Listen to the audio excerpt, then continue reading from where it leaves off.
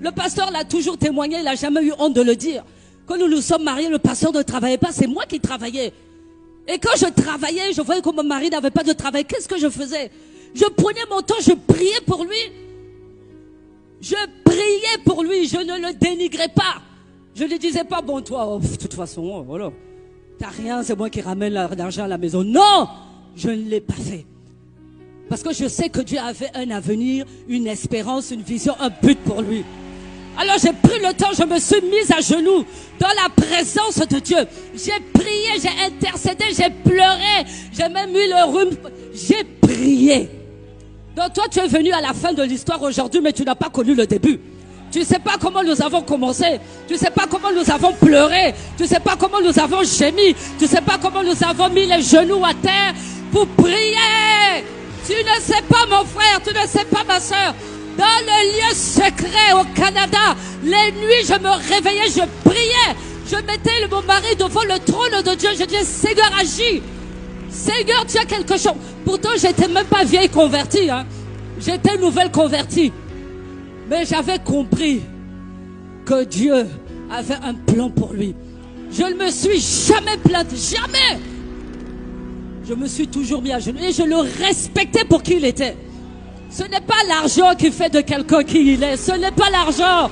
Ce n'est pas l'argent.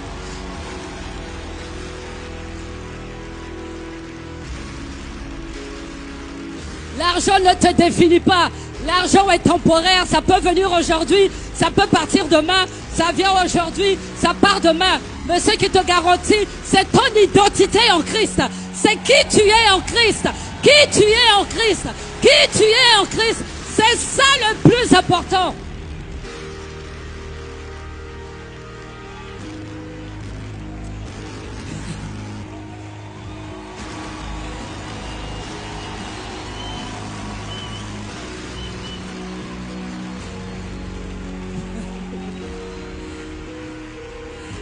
Ah. Donc trop tard, tu es venu à la fin de l'histoire. Mais je te raconte quand même une partie de l'histoire. Amen. Parce que les gens ont du mal à croire quand je leur dis que nous étions dans la misère. Et Dieu a permis que nous passions par là. Pourtant, nos familles n'étaient pas pauvres. Hein? Mais Dieu a permis que les familles coupent les vivres, comme par hasard. Pour que nous nous attachions à Dieu. Et je me rappelle, le pasteur faisait cette prière. La prière qu'il faisait, il disait, Seigneur, prends ton temps. Seigneur, mais vraiment, prends ton temps. Moi, je disais, mais comment on peut faire cette prière-là aussi? Seigneur, prends ton temps. Mais non, mais tu peux pas faire ça, nous. C'est compliqué pour nous, là, même pour payer le loyer, c'est dur. Toi, tu dis, Seigneur, prends ton temps. Non, non, Seigneur, prends pas ton temps, pardon. Agis maintenant. Donc, la prière, non, écoutez la suite de la prière, vous aussi. Donc, il disait, Seigneur, prends ton temps. Mais le jour où tu vas me bénir, le jour où tu vas me visiter, tu vas rattraper toutes les années que j'ai perdues, toutes les années que les sauterelles ont mangé. Je vais les rattraper. Oh, que cela soit ton partage. Que les années que les sauterelles avaient volées, que ce soit rattrapé. Au nom de Jésus, ce que l'ennemi t'avait volé, que Dieu te le rende au centuple, au centuple, au centuple, au centuple.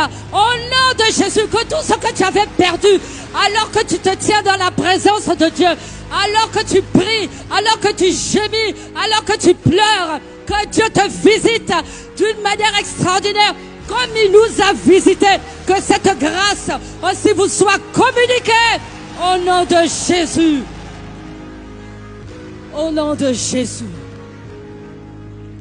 Alléluia. Tu ne peux pas vivre des bonnes choses. Comme on dit, il n'y a pas de gloire sans histoire. Il n'y a pas de gloire sans histoire. Mais quel témoignage tu vas donner? Qu'est-ce que tu vas dire? Non, moi seulement, quand je fais ça, Dieu me donne seulement. Mais où est le témoignage? Où est le témoignage? Où est la différence? Les hommes du monde aussi demandent, on leur donne. Mais toi, il faut que Dieu passe dans un certain chemin là. Il dit non. Comme j'ai prévu quelque chose de grand pour lui, il faut que je l'amène en profondeur. Il faut que je l'amène en profondeur. Il faut que je l'amène en profondeur. Il faut que je l'amène en profondeur. Et vous voyez, ce qui va sortir sera équivalent, proportionnel à ce que tu auras vécu au fondement. Quand on voit un grand immeuble, on sait que le fondement est profond. Quand on voit un petit immeuble, on sait que le fondement est bas. Je prie que ton fondement soit profond afin que l'immeuble soit grand.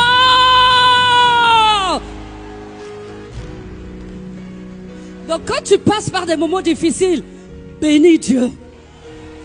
C'est que ce qui va sortir après là,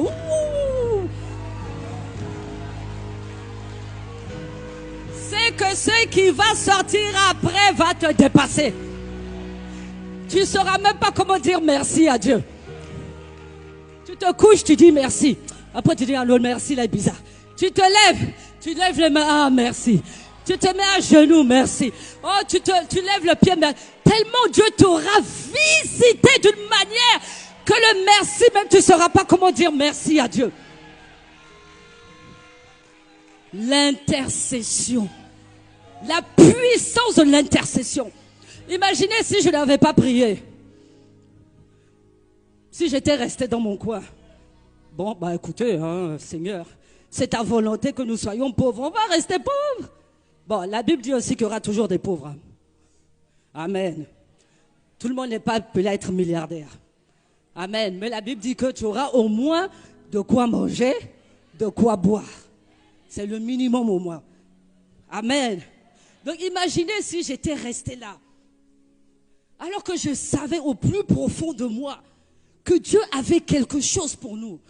Je ne savais pas encore ce que c'était. Mais je savais que cet homme irait quelque part.